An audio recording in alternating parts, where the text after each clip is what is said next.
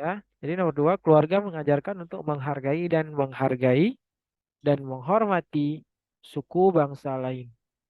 Nilai ini diajarkan agar tumbuh rasa persatuan dan kesatuan bangsa, sehingga dapat meminimalisasi konflik antar suku bangsa. Dalam hal ini, lembaga keluarga menjalankan peran. Di kontrol sosial. Oke, ada kontrol sosial, ada religius, ada afektif, ada sosialisasi. Ya, di sini dijelaskan bahwasanya untuk menghargai dan menghormati suku bangsa lain. Nilai ini diajarkan agar tumbuh rasa persatuan dan kesatuan. Nah, rasa persatuan dan kesatuan muncul untuk mengurangi kon konflik di masyarakat. Ya, dalam hal ini lembaga keluarga menjalankan peran apa? Benar, jawabannya adalah kontrol sosial. Agar si anak diajarkan untuk bisa terkontrol sehingga tidak menyebabkan konflik. Nah, kalau menyebabkan konflik, maka si anak akan melakukan yang namanya kekacauan di sosialnya. Maka jawabannya adalah D. Ya, Ya, kontrol sosial. sosial. Oke, hari ini kita bahas soal basic dulu ya. Karena hari terakhir ya, jadi hari ini kita bahas soal basic dan tanpa ayat.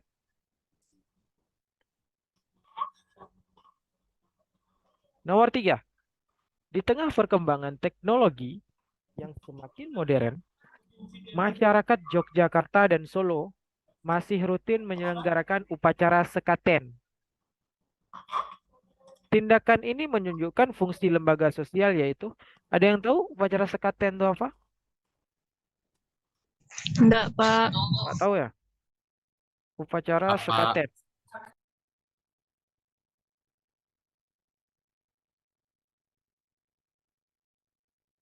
Nah, upacara sekaten itu adalah upacara yang dilakukan untuk tradisi peringatan Maulid Nabi. Itu namanya upacara sekaten. Dan ini upacaranya tuh ada tradisi makan-makannya, ada tradisi pawai dan sebagainya. Ini berlaku untuk daerah Jogja dan Solo, ya. Jadi upacara sekaten itu upacara untuk memperingati kelahiran Nabi, Maulid. Nah, oke. Dan upacaranya tuh lebih banyak ada festival makan-makan, ada pawai dan sebagainya. Tindakan ini menunjukkan fungsi lembaga sosial, yaitu Hmm, apa fungsi lembaga sosial di sini? Menjaga keutuhan, memberikan pedoman, Melestarikan budaya kontrol masyarakat. tingkah laku, melestarikan budaya. Iya, jawabannya tuh D. Melestarikan budaya. Kenapa? Karena setiap upacara yang dibuat itu untuk melestarikan budaya agar anak-anak cucu kita atau generasi kedepannya bisa memahami bagaimana budaya yang ada di sekitar mereka. Oke, ya. Jadi seperti ini kita belajar soal basic dulu. Nomor 4, mari kita jawab. Ini masih mudah ya, nanti sedikit-sedikit akan lebih sulit soalnya. Lembaga sosial yang pertama dan utama berperan dalam membentuk karakter anak ada lembaga Keluarga. Keluarga, Pak. benar, lembaga Keluarga, Pak. keluarga. keluarga. Ya, jadi lembaga yang berperan untuk membentuk karakter anak itu yaitu lembaga keluarga. Keluarga. Nah, kenapa? Karena keluarga adalah kelompok primer, kelompok pertama yang ditemui anak. Jawabannya adalah B. Jelas ya?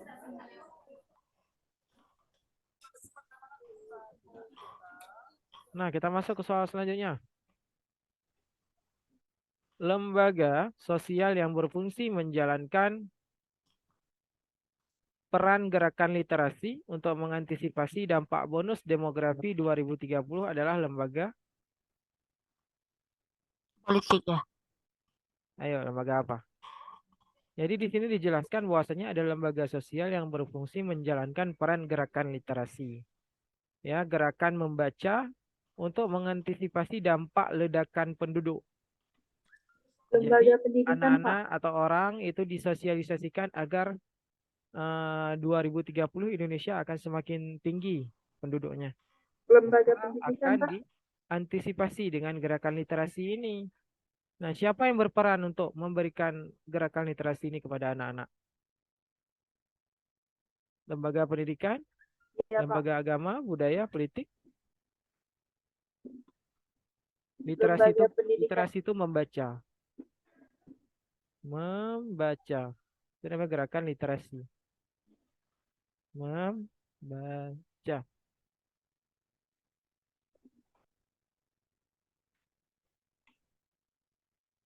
Jawabannya apa? Lembaga pendidikan itu lembaga yang berfungsi Apa dalam jawabannya? lembaga yang berfungsi dalam memberikan pengetahuan kepada peserta didik. Iya, jawaban yang paling tepat itu adalah A, lembaga pendidikan.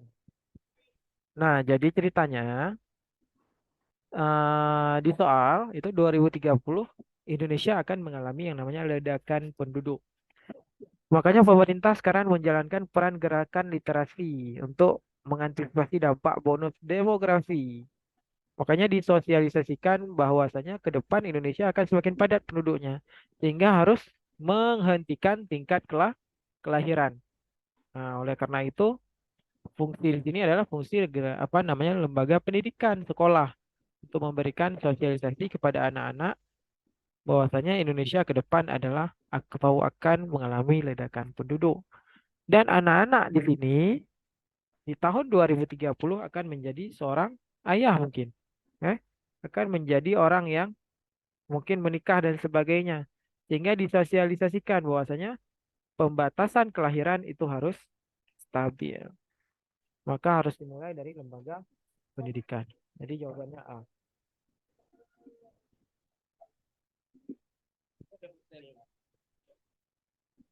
Nah, sekarang kita masuk ke nomor 6. Keanggotaan warga desa Sukamakmur dalam Koperasi Peternak Sapi Warga Jaya menunjukkan berperannya lembaga apa? Jawabannya Budaya, Pak. budaya, Lembaga ekonomi. ekonomi. Ada lagi? Yes, Allah. Nah, di sini dijelaskan bahwasanya keanggotaan warga desa Sukamakmur dalam Koperasi Peternak Sapi Warga Jaya menunjukkan berperan lembaga. Nah, apa itu koperasi? Koperasi ini adalah salah satu organisasi atau unit yang mana itu adanya pengumpulan modal. Di sini ada pengumpulan modal yang digunakan untuk bisnis dan hasil yang didapatkan digunakan untuk kepentingan anggota. Jadi koperasi ini adalah salah satu lembaga yang bergerak pada pengumpulan modal. Dari modal itu digerakkan jadi bisnis. Dari bisnis maka digerakkan menjadi keuntungan dan keuntungan ini dibagi sama lagi dengan si anggota. Nah, dalam koperasi ini apa bisnisnya? Bisnis ternak sapi. Nah, jadi dalam membeli sapi mereka kumpulin uang nih. Nah, jadi sapi ini dibisniskan ya. Dan nanti ketika mendapat keuntungan maka keuntungannya dibagi ke anggota. Makanya di sini adalah berperannya lembaga ekonomi. Nah, karena ada berhubungan dengan mensejahterakan ekonomi anggota. Dan di sini ada kata kunci koperasi. Jadi jawabannya adalah C, ekonomi.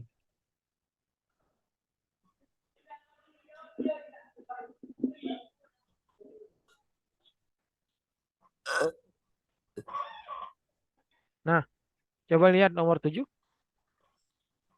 Rusaknya jalan raya yang menghubungkan warga masyarakat pedalaman dengan wilayah luar menyebabkan hasil pertanian tidak bisa dijual. Kondisi ini berakibat pada kurang berfungsinya lembaga.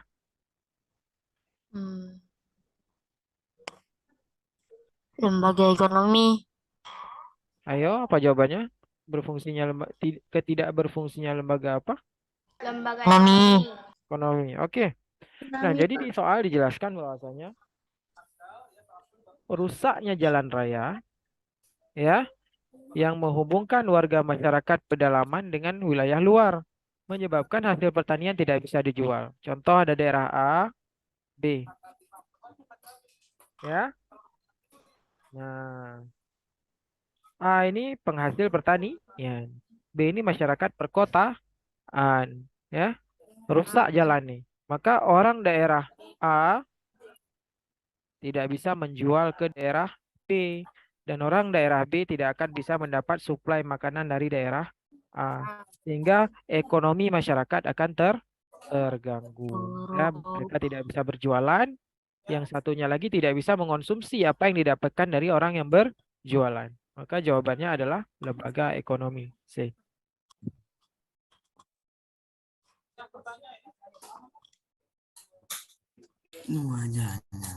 Nah, ini soal yang lebih susah, kita latih sekarang.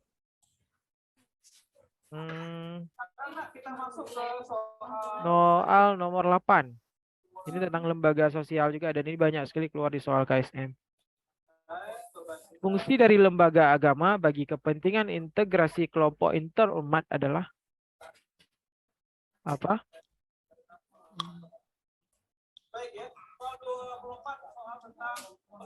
Fungsi dari lembaga agama bagi kepentingan kesatuan kelompok mereka apa? Jawabannya. A. Apa? Mempersatukan A. atas A. dasar keyakinan, memberi ketenangan batin bagi individu atau kelompok.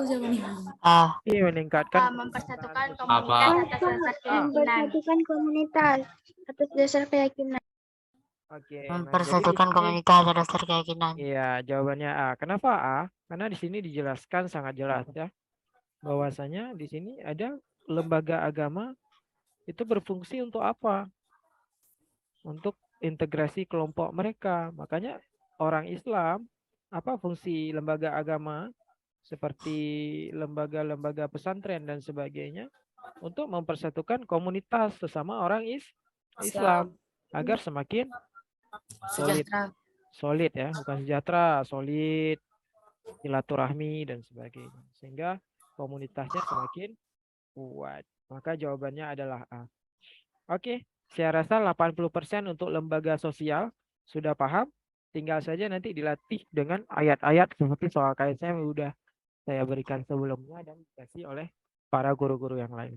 Ya, Ya, Pak. berarti saya berani bilang untuk lembaga sosial sudah bisa.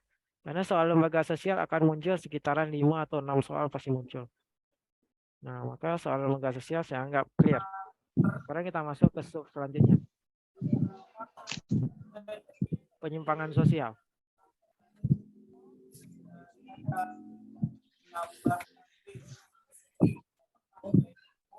Nah, coba dilihat soal nomor 1. Ya. Banyaknya kasus pencemaran nama baik melalui medsos yang diselesaikan melalui jalur hukum berdasarkan Undang-Undang ITE nomor 19 tahun 2016 merupakan salah satu bentuk akomodasi, yaitu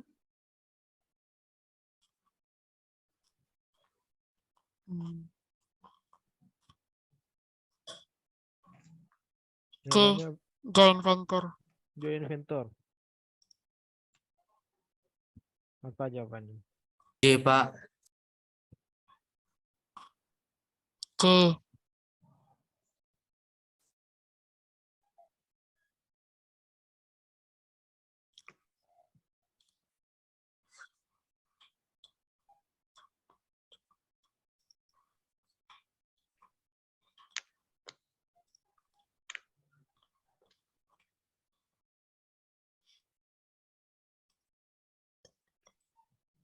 Nah, mari kita lihat.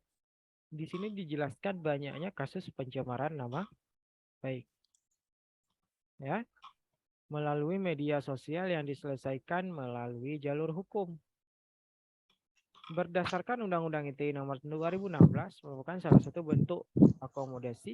Jadi karena banyaknya pencemaran nama baik, pemerintah membuat undang-undang baru di mana orang-orang yang melakukan kegiatan pornografi, kegiatan pencemaran nama baik, kegiatan hal-hal yang berbau penipuan, maka bisa dijerat oleh Undang-Undang ITE ini. Nah, ini masuk ke mana? Nah, yang pertama akomodasi. Akomodasi ini bukan, karena jelas ditanya bentuk akomodasi. Masa akomodasi lagi? Sementara akomodasi ini mempunyai arti apa? Cara meredam konflik. Ya, itu yang disebut dengan akomodasi. Yang kedua, kooptasi. Kooptasi ini adalah ya pembuatan aturan baru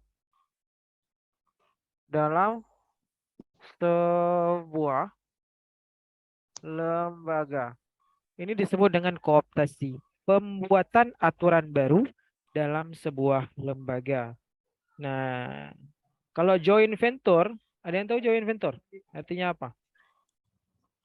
Kalau joint venture ini lebih tepat dia itu kerja sama bisnis. Kerja sama. Ya, di sini nggak ada kerja sama kan? Kalau koalisi ini apa? Kerjasama dalam bidang pemerintahan ya. Iya. Kayak Ya. partai bergabung A, B, C, D mengusung pilih apa? Presiden dan sebagainya ya. Itu disebut dengan koalisi. Tapi kalau joint venture lebih kerjasama bisnis. Kalau koalisi ini lebih ke kerjasama politik. Nah, jadi jawaban yang paling tepat apa? Kooptasi. Kooptasi. Ya, ini diingat, dicatat. Ya. Nah, bedanya dengan KSM nanti paling ada ayat-ayat tertentu yang dikeluarkan. Tapi kalau kalian tahu materinya nggak masalah sih ayat-ayatnya. Oke. Nanti ada beberapa ayat yang harus diingat. Ya. Nanti saya kirim ke grup. Kayak ayat tentang bencana alam tuh sering keluar di geografi.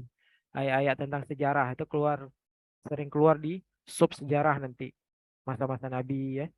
Habis itu ada ayat-ayat tentang masyarakat. Nah, itu tinggal disesuaikan saja dengan ayatnya. Oke, jawabannya adalah B, kooptasi.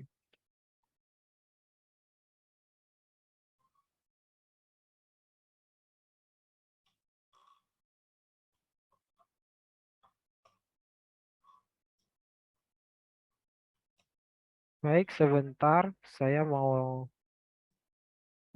berpindah tempat dulu. Hmm, Baik, Pak.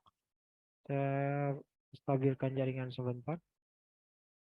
MSN 1 Banda Aceh, Sultan Al Farisi mana? Saya. Ini saya jadikan kamu host sebentar, nanti kamu jadikan saya lagi ya hostnya. Bisa? Hmm, Ngerti caranya? Sepertinya tidak, Pak. Nggak ngerti? Enggak. Ada yang ngerti? Nih, ini saya restart dulu laptopnya. Nanti saya tolong jadikan saya host. Oh nggak apa-apa, saya pakai akun satu lagi. Ntar ya, kita break sebentar 5 menit. Iya, Pak. Ntar.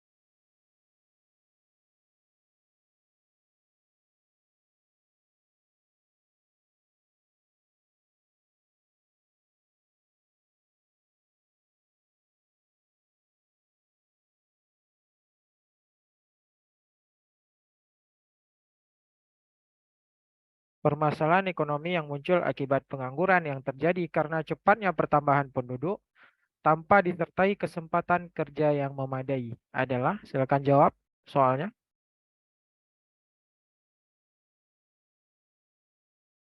Jawabannya apa?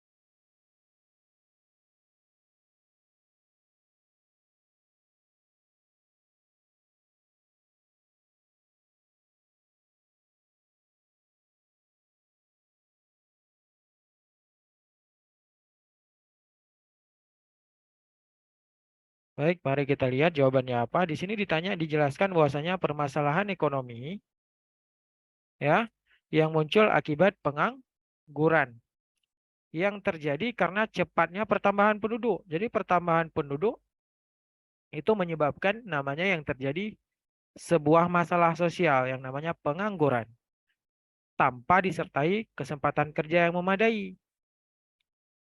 Masalah ekonomi apa yang muncul?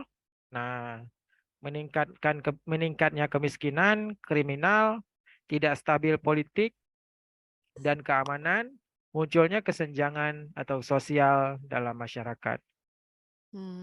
A. Oke, tadi apa katanya masalah ekonomi muncul menyebabkan pengangguran. Ya, jadi permasalahan ekonomi yang muncul akibat pengangguran karena terjadinya cepatnya pertambahan penduduk. Maka jawabannya sangat jelas, yaitu meningkatnya kemiskinan. Ya, karena pertambahan penduduk meningkat, ya, sehingga lapangan pekerjaan tidak meningkat, tapi berkurang.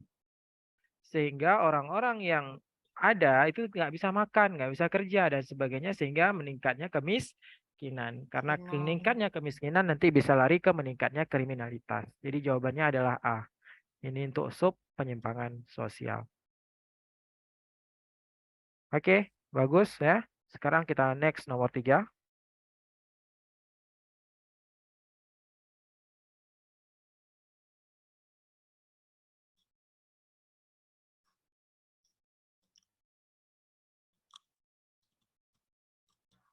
Nomor 3 silakan dijawab, waktunya 2 menit. Dibaca dengan baik ya.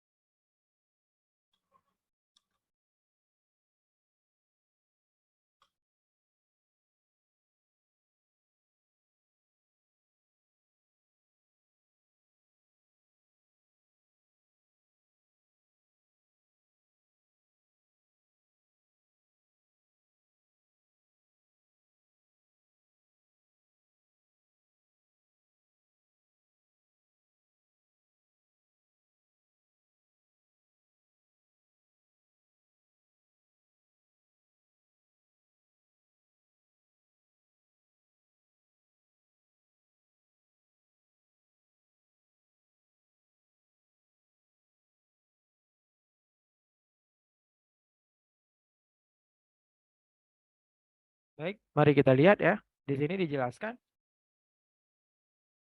dalam kaitannya dengan perilaku menyimpang, Horton and Hahn pernah mengutip dialog berikut.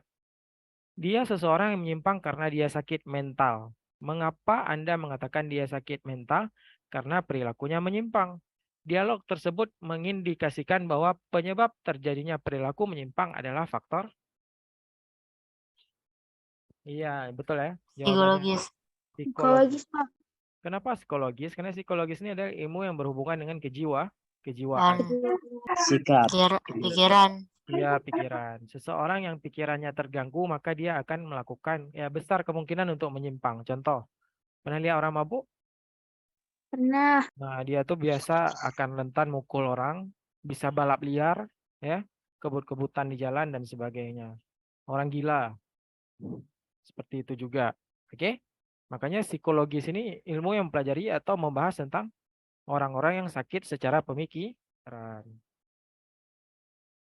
Nah, sementara ada biologi tentang makhluk hidup, sosiologi tentang masyarakat, kultural tentang budaya. Maka jawaban yang paling tepat itu psikologis.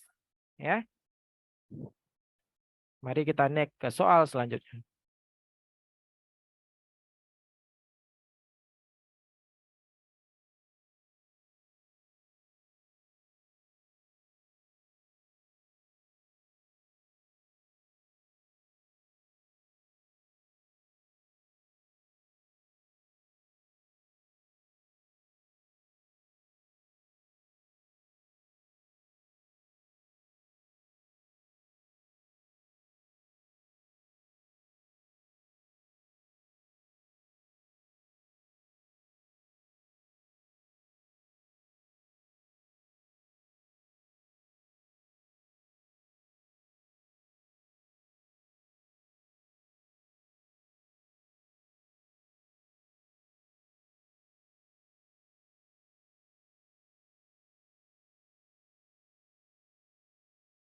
ada sumbernya nggak mau. Berarti ini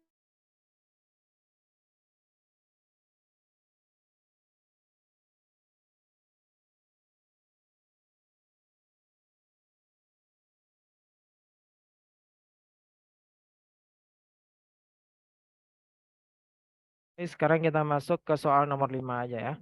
Nomor 5, 6, 7. Ya, Pak. Masyarakat Jepang adalah masyarakat yang suka bekerja keras sampai melebihi batas waktu bekerja. Namun kerja keras tersebut telah membawa kemajuan rakyat dan negara Jepang. Perilaku tersebut disebut penyimpangan.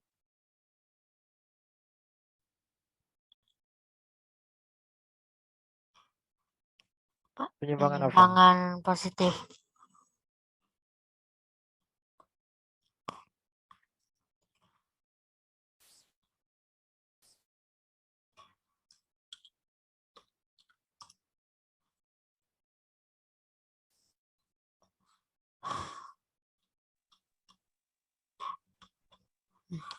Penyimpangan positif, Pak. Positif ya. Nah, ini saya kasih artinya dulu biar kita tahu.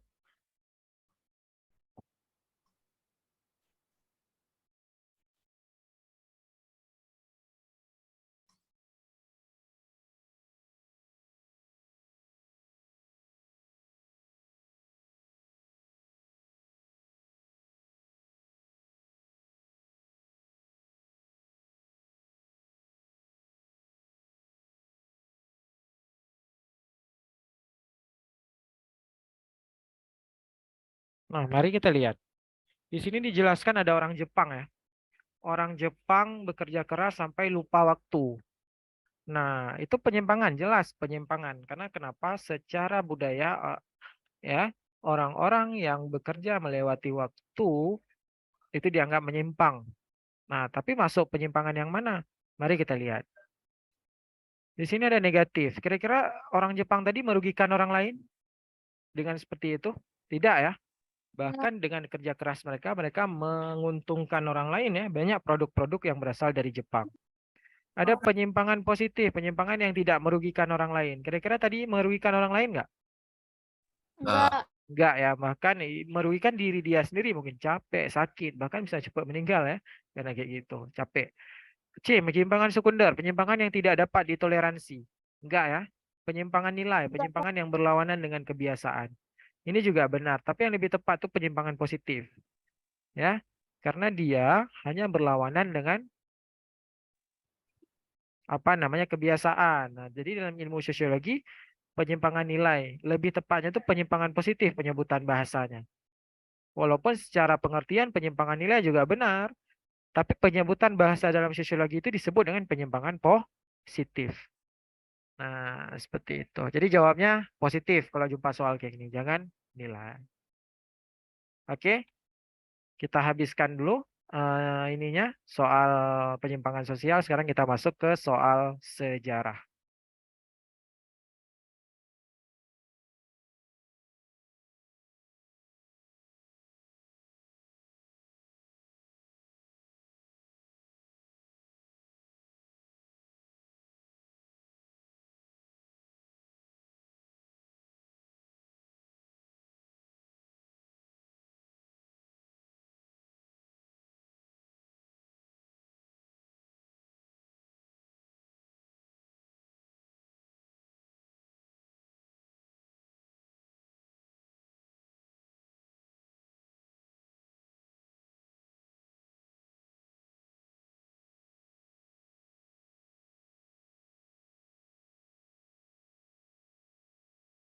Sejarah kemarin udah banyak ya. Sekarang kita bahas di sosio.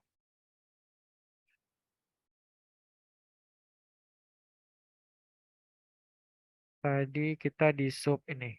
Sekarang kita masuk ke pembahasan interaksi manusia dengan lingkungan alam, sosial, budaya, dan ekonomi. Ya, habis zuhur nggak ada lagi. Ini pertemuan terakhir. Besok ada lagi. Besok pertemuan tentang penguatan agama.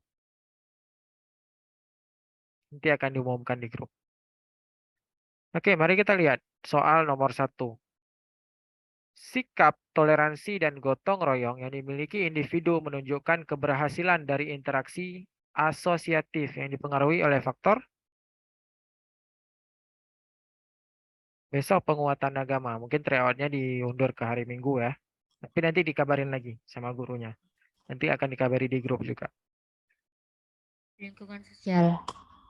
Sikap toleransi dan gotong royong yang dimiliki individu menunjukkan keberhasilan dari interaksi asosiatif yang dipengaruhi oleh faktor. Lingkungan sosial. Oke, Sosial. nah toleransi gotong royong untuk masuk ke interaksi asosiatif. Asosiatif ini interaksi yang positif. Yes. Ya, kalau disosiatif interaksi yang negatif. Nah, nanti akan kalian jumpain disosiatif. Ada asosiatif, ada disosiatif yang dipengaruhi oleh faktor apa? Lingkungan Alam. Lingkungan sosial. sosial ya. Karena orang yang toleransi, orang yang gotong royong itu terbentuk karena proses sosial dan sosialisasi dengan orang-orang sekitar. Jadi jawabannya B.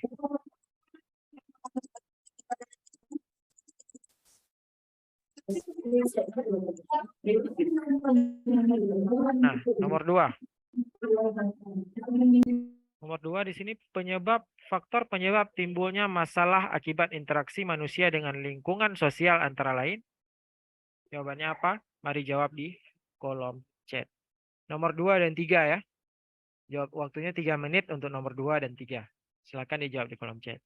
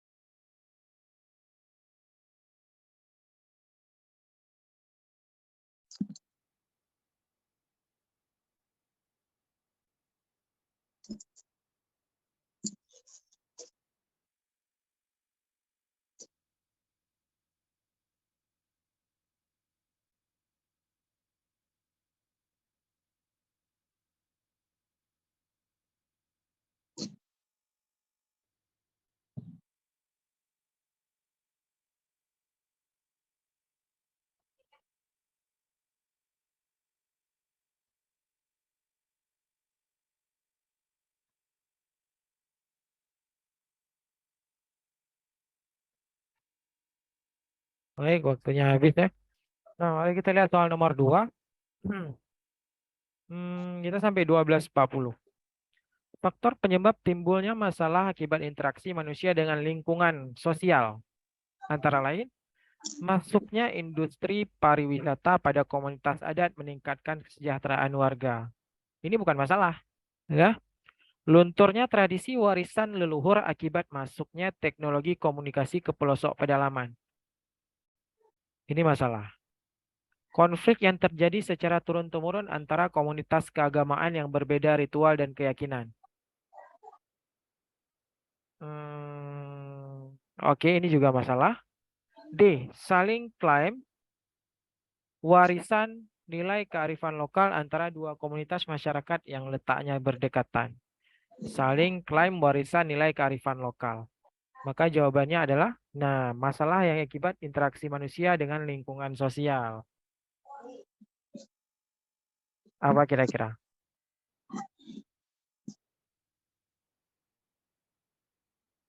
Jawabannya itu lebih tepat apa? Interaksi manusia, karena ada manusia yang berinteraksi sehingga mengganggu lingkungan sosial. Jawabannya itu B. Ya, lunturnya tradisi warisan leluhur akibat masuknya teknologi komunikasi ke pelosok pedalaman. Nah, ini adalah interaksi manusia, yang mana manusia tadi membawa komunikasi ke dalam pelosok. Sehingga anak-anak sekarang udah banyak meninggalkan adat dan istiadat. Seperti tidak bisa bahasa daerah, tidak mengerti adat dan istiadat, dan sebagainya. Nah, itu dikategorikan sebagai masalah yang dibawa oleh manusia ke lingkungan sosial mereka, sehingga luntur tradisinya. Nah, seperti itu. Kalau konflik ini lebih kurang tepat ya. Karena ini bukan apa namanya, ini emang konflik di lingkungan sosial yang terjadi tanpa interaksi yang lebih konkret ya. Nah, kalau jawaban C sama D kan juga mirip nih. Sama jawabannya. Ini konflik yang terjadi secara turun-temurun. Jadi udah turun-temurun, saling klaim warisan. Nah, ini kasusnya sama. Kalau kita jawab C, apa kabar dengan D? Tapi kalau B jelas ya. Kalau A emang udah nggak pasti ya. Jalan. Lunturnya tradisi warisan leluhur akibat masuknya teknologi komunikasi ke pelosok pedalaman. Jawabannya B. Oke, nomor 3. Regulasi pemerintah yang mengatur keberadaan transportasi online agar tidak menimbulkan pro dan kontra, termasuk interaksi sosial dalam bentuk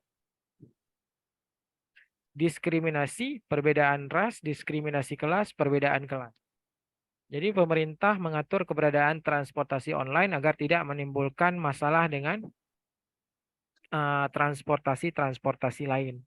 Sehingga ojol ini punya regulasi tersendiri yang berbeda dengan ojek-ojek pangkalan, dengan tukang becak dan sebagainya.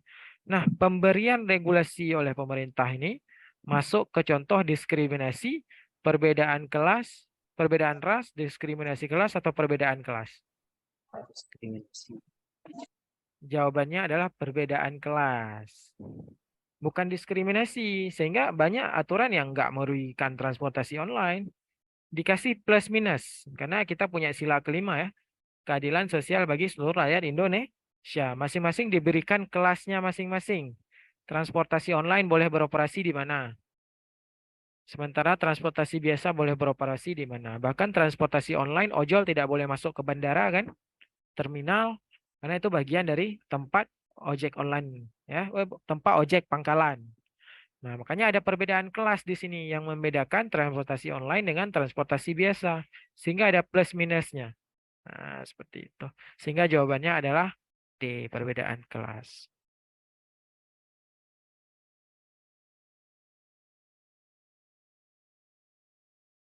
Oke, nomor 4, nomor 5, silakan jawabnya 4 menit sampai habis waktu. Silakan dijawab. Apa jawabannya langsung di kolom chat. Ingat ya, semua wajib jawab. Saya lihat nih, sekolah-sekolah mana aja yang jawab dan tidak. Jadi tolong dijawab.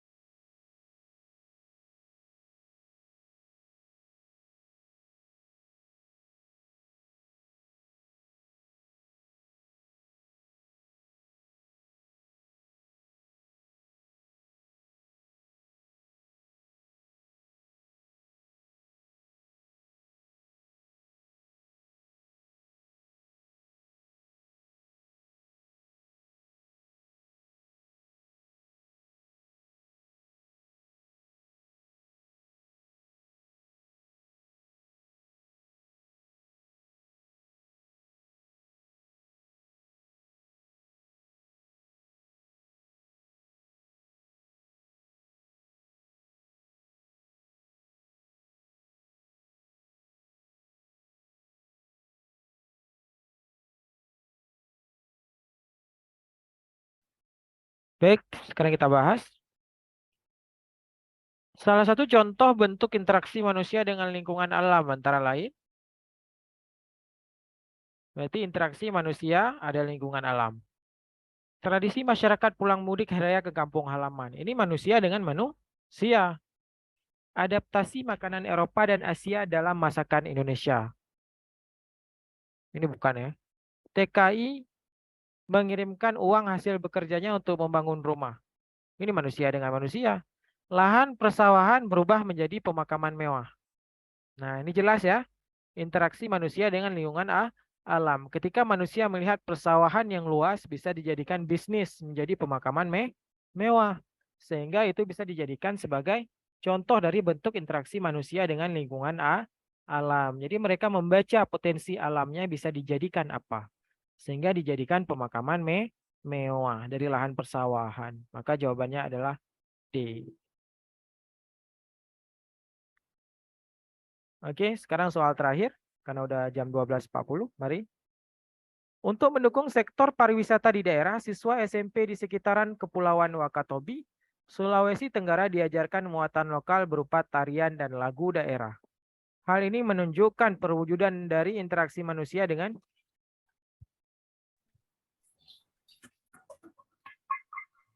lingkungan dengan budaya. Oke, benar ya.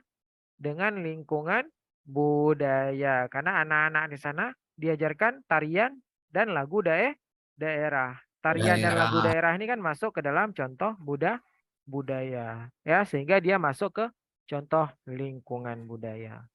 Baik.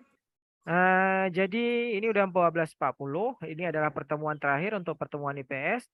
Mohon nanti boleh dinonton lagi video-video yang udah dibahas melalui link YouTube yang akan dikirimkan ke grup. Jangan lupa bahas soal. Jangan lupa banyak membaca, ya. Perkuat materi. Dan besok ada penguatan agama. Nah, penguatan agama. Sehingga besok hari terakhir untuk penguatan agama melalui Zoom. Dan untuk TO-nya akan diinformasikan lagi di grup nanti. Oke, semoga pembelajaran selama ini berkah ya. Pembelajaran selama ini menjadi pembelajaran yang bermanfaat. Mohon maaf apabila ada salah-salah kata baik dari saya, dari Pak Rahmat, dari Bu Putri dan sebagainya. Semoga semuanya dapat berkompetisi dan menang di kompetisi yang akan dilaksanakan. Oke, wabillahi taufik wal hidayah. Assalamualaikum warahmatullahi wabarakatuh.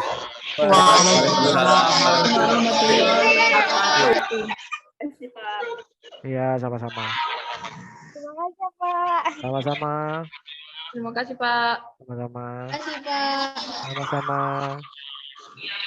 Udah ya, saya matikan. Nanti ada apa-apa, komunikasikan saja di grup. Ya, Pak.